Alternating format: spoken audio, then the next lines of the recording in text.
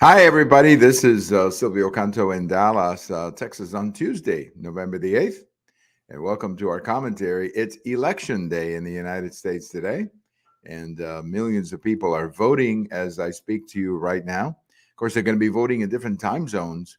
So we will know something about the election about 6 o'clock, 7 o'clock Eastern time. And then, the numbers will start coming in as the ballots and the different places are closing. And by midnight tonight, we'll have a pretty good feeling of what's going on in every time zone in the country. And there are some interesting elections, not just in the east or the central part of the country, but there's a very interesting senatorial election up in the state of Washington that everybody's going to be looking at. And then, of course, there is a governor's race in the state of Oregon that people will be looking at. So it's going to be, for people who follow politics, it's going to be a long night as it usually is. And then there are always very tight elections that will probably go on for a few hours today. So we'll keep an eye on it. We'll keep an eye on it and give you some sense of what happened on Tuesday when we do our Wednesday video.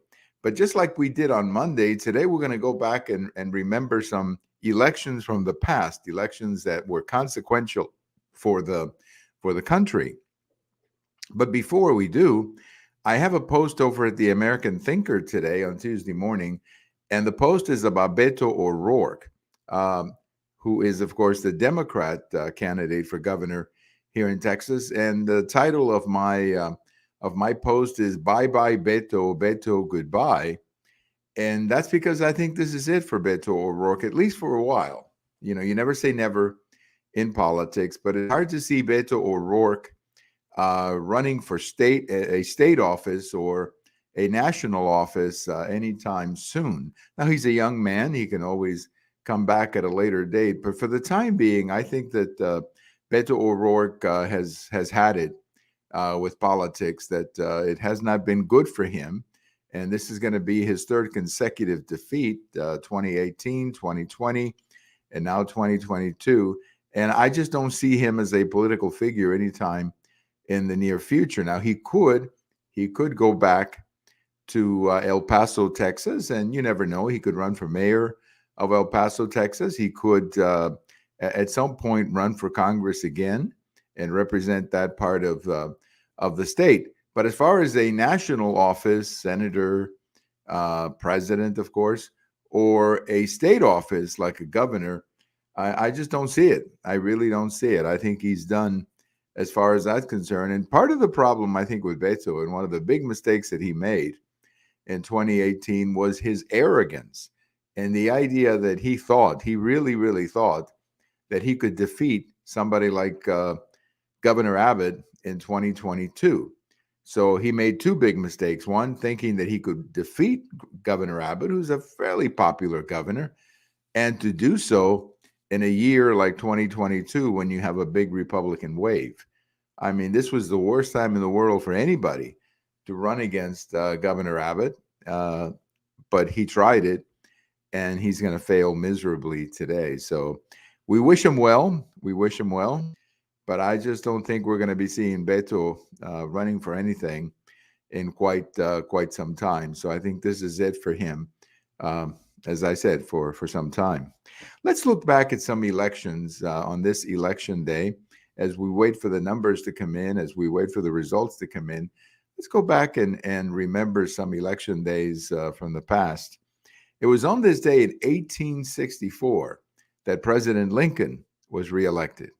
Now, for those of you who remember your U.S. history class, President Lincoln's reelection was not certain. In fact, there were many people, including President Lincoln himself, who didn't think he would be reelected. And I'm talking about during the summer of 1864. And that was because the war was going so poorly and things were going so bad. The war was so unpopular that many people did not think that President Lincoln would be reelected. But things really began to change in late summer and during the fall as the Union troops really began to win the war. And of course, what happened in Atlanta was one of the big factors of that that Civil War. If you remember Atlanta, just watch that movie Gone with the Wind, when they're burning the city of Atlanta. Well, that's in a sense broke the back of the South, and all of a sudden, people in the North began to feel better about the war and began to feel like the war was finally going to come to an end. And that was when his chances began to improve, and he was reelected on this day in 1864. Sometimes people speculate, and we'll do that as well. But what if he had never been reelected? What would have been the future of the country? You never know. You never know. But clearly, he was a lot more committed to preserving the Union than some of the other candidates. So who knows? Who knows what would have happened?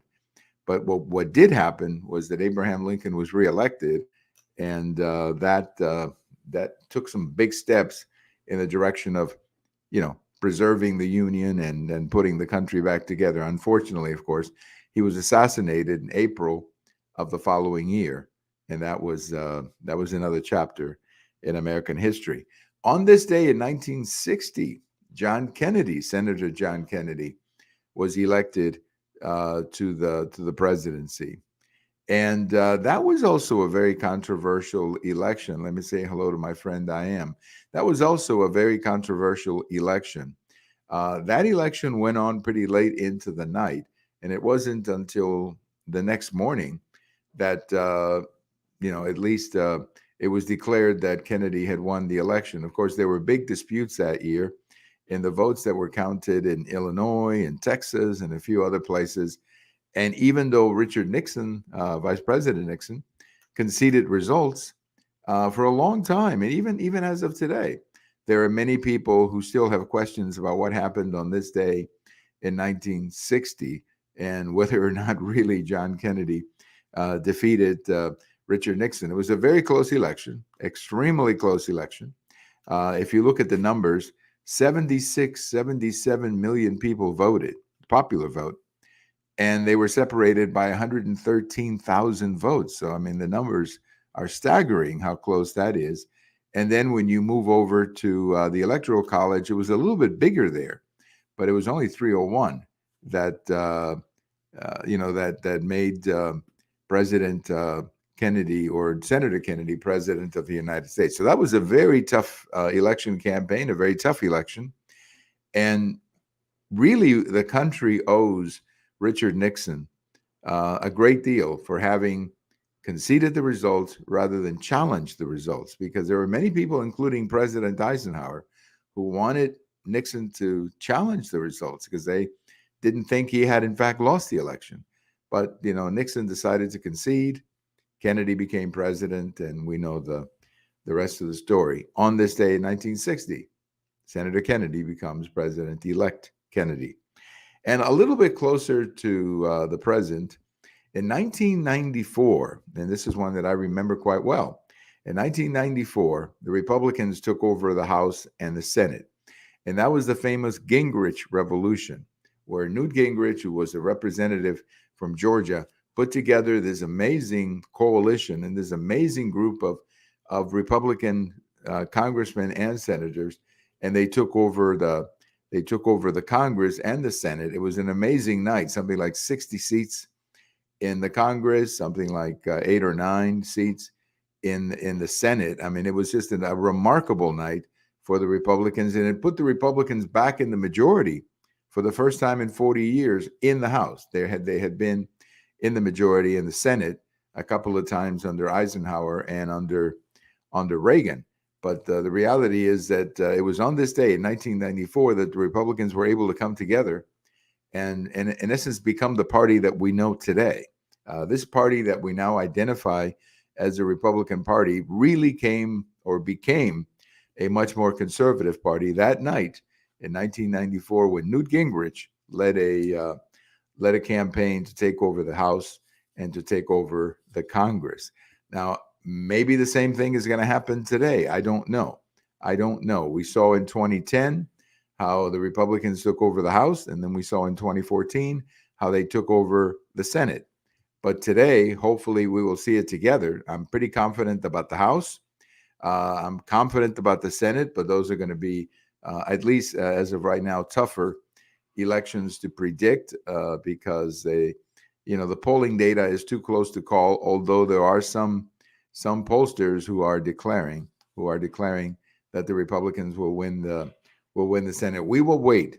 We will wait until Tuesday night, and we will be back on the video on Wednesday with some sense of what happened, some analysis of what happened. And I feel confident about the election today, but right now it's in the hands of the voters, and they're the ones who are going to tell us what they want.